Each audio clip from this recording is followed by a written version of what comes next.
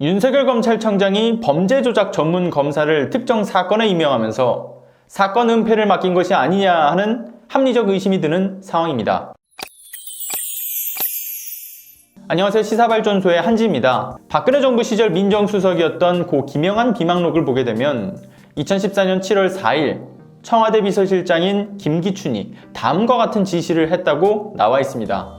독버섯처럼 자란 김대중 노무현 정부 인사들이 두려움을 갖도록 사정활동을 강화해라. 정권과 대통령에 대한 두려움을 갖도록 해라. 과연 이런 청와대의 하명수사는 어떤 사건으로 만들어졌을까요? 박근혜 정부 시절 청와대 하명수사로 진행되었던 바로 입법 로비 사건이었습니다.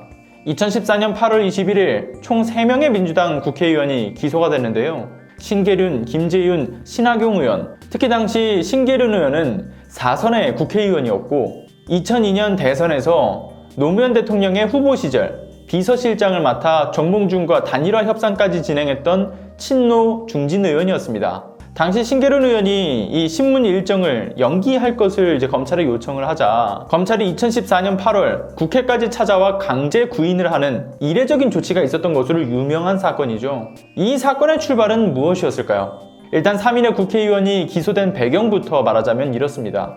서울종합실용예술학교 이사장이면서 탤런트 출신 김민성 씨에게 직업학교를 실용예술학교로 바꾸는 교명 변경 법안 처리 대가로 뇌물을 제공받았다라는 혐의로 기소가 되었던 사건입니다. 더 무서운 것은 이 사건 그 이전의 출발점인데요. 김민성 이사장의 검찰 소환 시점은 2014년 7월 3일 해당 사건과는 전혀 상관이 없는 학교 공금 횡령 혐의였습니다. 김민성 씨가 거액의 교비를 유용한 것이 드러난 사건이었죠. 그런데 갑자기 7월 7일 김민성 씨는 야당의 국회의원 3인에게 입법을 대가로 뇌물을 주었다라는 조서를 작성합니다. 바로 신계륜, 김재윤, 신하경 당시 의원들이죠. 그리고 같은 시기 7월 8일 고 김영한 비망록에 따르면 야당 의원들의 비위가 확인되었고 선정 및 경고 효과라는 내용이 적히게 됩니다. 그리고 8월 15일자 비망록에는 3인 의원의 자세한 검찰 출석 일정까지 기록되게 되죠. 그 말인즉슨 수사 전 그리고 수사 중인 사건에 대해서 청와대로 검찰의 디테일한 보고가 있었다라는 겁니다. 결국 이 사건은 신계륜 의원이 징역 1년, 신하경 의원이 징역 2년 6개월, 그리고 김재윤 의원이 징역 4년으로 모두가 실형을 선고받습니다.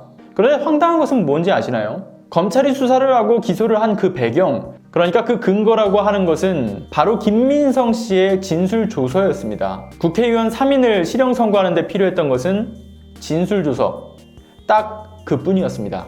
재판 과정에서 김민성 씨가 자신은 돈을 건네기 위해서 국회 사무실로 들어갔는데 들어가기 위해 CCTV 검사를 받지 않았다라고 진술했지만 가능한 구조는 아니었고 돈가방을 신계륜 의원실 그 소파에 두고 왔다라고 했는데 당시 신계륜 의원 사무실에는 소파가 없었다고 하죠. 재판 과정에서도 이러한 결정적인 거짓 진술을 했는데도 불구하고 이 모든 것은 묵살되었습니다.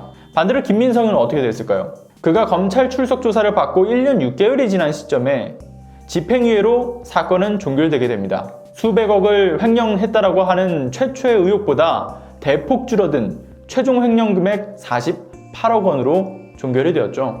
50억 이상 횡령을 할 경우에 특가법 적용으로 이 집행유예가 어렵기 때문에 이를 고려한 검찰과의 딜이 있었음이 드러났습니다. 게다가 뇌물을 주었다고 진술했음에도 뇌물 공여죄로는 기소조차 되지 않았죠. 그런데 이 사건에서 정말 중요한 몇 가지 포인트를 좀 잡아볼 수가 있는데요. 첫 번째, 노무현, 한명숙, 조국으로 이어지는 소위 인지수사, 강제수사, 별건수사, 표적수사라고 하는 검찰 특수부의 패턴을 볼 수가 있다는 것. 그리고 가장 중요한 두 번째, 이 사건의 담당 검사로 알려져 있는 임관혁 검사. 이 인물에 우리는 주목을 해야 합니다. 특수부장을 2년에 걸쳐 2번을 했고 우병우 라인으로 알려져 있던 검사인데 박근혜 정부가 무너져 내릴 시점에 우병우에서 절묘하게 이 윤석열 라인으로 갈아탄 인물이죠. 그가 담당했던 지난 사건들, 한명숙 무해이증교사 사건의 주임검사였고 한만호를 가장 많이 협박했을 가능성이 높은 인물입니다. 이외에도 XTX 비리 사건, 정윤회 문건 사건, 성완종 사건, 하베스트 자원외교 비리 사건, LCT 사건까지 굵직굵직한 사건들이 바로 정부의 입맛대로 이 무마가 되는데 결정적인 역할을 했던 인물입니다. 즉 대형 범죄 사건의 조작 전문 검사로 유명한 거죠. 그런데 이번 12일 법사위 국감장에서 또 하나의 사건이 터졌습니다. 김용민 의원에 의해서 드러난 또 하나의 공작 패턴. 2016년 민주당 출신의 허성곤 김해 시장에 대해 진행되었던 수사. 좀 전에만 했던 이 민주당 3인의 기소 사건과 동일하게 진술인이 횡령범에서 뇌물 공여범으로 둔갑한 그러한 사건입니다. 그리고 횡령 금액이 62억 원에서 8억 원으로 줄어들었죠. 그리고 이 사건도 역시 유일한 증거는 진술, 딱 그뿐이었습니다. 게다가 이 사건은 더 대담하게 진술서와 조서의 내용, 일시, 장소, 금액 등과 같은 구체적인 사실까지 모든 게 달랐습니다. 그런데 더 무서운 것은 뭔지 아시나요? 임관혁 검사는 여전히 현역 검사로 일하고 있고요.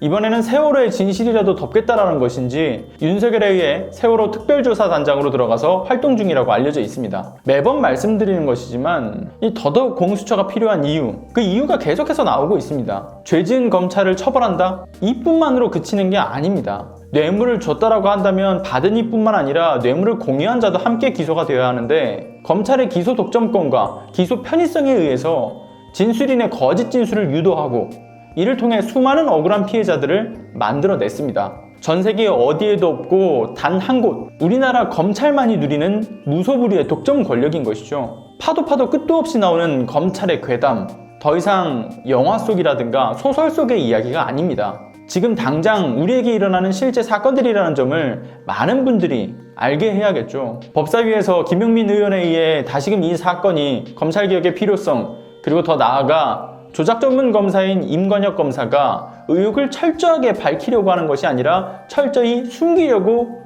이 세월호 사건을 맡았을 가능성이 높다라는 것, 그렇게 무엇보다 공수처 출범이 정말 중요한 과제라는 것을 정말 잘 알려준 것 같습니다. 해당 내용에 대해서 여러분들의 자발적인 공유는 정치에 무관심한 분들에게 개혁의 필요성을 알리는데 정말 큰 힘이 됩니다. 네, 오늘은 여기까지 하겠습니다. 구독 안 하셨다면 구독과 알람 설정 그리고 좋아요도 꼭 부탁드립니다. 오늘도 끝까지 시청해주셔서 감사합니다.